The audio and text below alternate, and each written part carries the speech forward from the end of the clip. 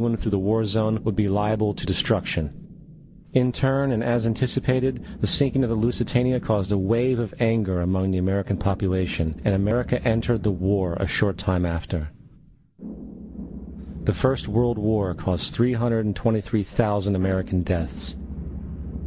J.D. Rockefeller made $200 million off of it. Not to mention the war cost about $30 billion for America, most of which was borrowed from the Federal Reserve Bank at interest, furthering the profits of the international bankers. World War II.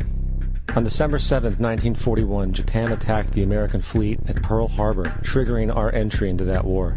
President Franklin D. Roosevelt declared the attack was a day that will live in infamy. A day of infamy indeed, but not because of the alleged surprise attack on Pearl Harbor. After 60 years of surfacing information, it is clear that not only was the attack on Pearl Harbor known weeks in advance, it was outright wanted and provoked. Roosevelt, whose family had been New York bankers since the 18th century, whose uncle Frederick was on the original Federal Reserve Board, was very sympathetic to the interests of the international bankers, and the interest was to enter the war, as we've seen, nothing is more profitable for international bankers than war. In a journal entry by Roosevelt's Secretary of War Henry Stimson, dated November 25, 1941, he documented a conversation he had with Roosevelt. The question was, how should we maneuver them into firing the first shot? It was desirable to make sure the Japanese be the ones to do this, so that there should remain no doubt as to who were the aggressors. In the months leading up to the attack on Pearl Harbor, Roosevelt had done almost everything in his power to anger the Japanese, showing a posture of aggression. He halted all of Japan's imports of American petroleum. He froze all the Japanese assets in the United States. He made public loans to nationalist China and supplied military aid to the British, both enemies of Japan in the war, which, by the way, is completely in violation of international war rules.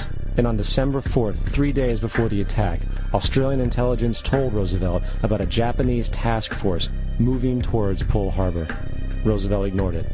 So, as hoped and allowed, on December 7th, 1941, Japan attacked Pearl Harbor, killing 2,400 soldiers. Before Pearl Harbor, 83% of the American public wanted nothing to do with the war. After Pearl Harbor, 1 million men volunteered for the war. It is important to note, Nazi Germany's war effort was largely supported by two organizations, one of which was called IG Farben. IG Farben produced 84% of Germany's explosives, and even the Zyklon B used in the concentration camps to kill millions. One of the unspoken partners of IG Farben was J.D. Rockefeller's Standard Oil Company in America.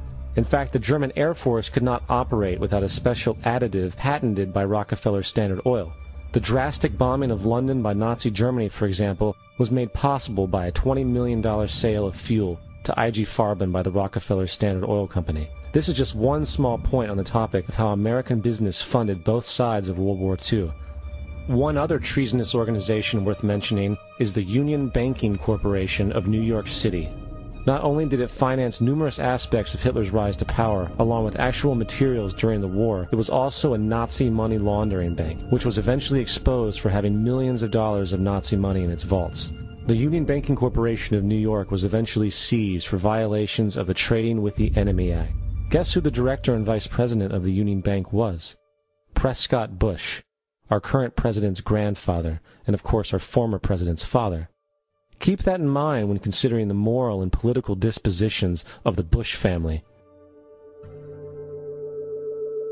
Vietnam. The United States' official declaration of war on North Vietnam in 1964 came after an alleged incident involving two U.S. destroyers being attacked by North Vietnamese PT boats in the Gulf of Tonkin. This was known as the Gulf of Tonkin Incident. This single situation was the catalytic pretext for massive troop deployment and full-fledged warfare. One problem, however, the attack on the U.S. destroyers by Vietnamese PT boats never happened. It was a completely staged event to have an excuse to enter the war. Former Secretary of Defense Robert McNamara stated years later that the Gulf of Tonkin incident was a mistake, while many other insiders and officers have come forward, relaying that it was a contrived farce, a complete lie.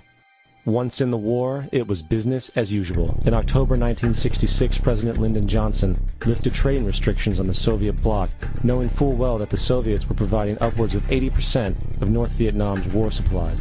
Consequently, Rockefeller interests financed factories in the Soviet Union, which the Soviets used to manufacture military equipment and send it to North Vietnam. However, the funding of both sides of this conflict was only one side of the coin. In 1985, Vietnam's rules of engagement were declassified. This detailed what American troops were and were not allowed to do in the war. It included absurdities like North Vietnamese anti-aircraft missile systems could not be bombed until they were known to be fully operational. No enemy could be pursued once they crossed the border of Laos or Cambodia. And most revealing of all, the most critical strategic targets were not allowed to be attacked unless initiated by high military officials.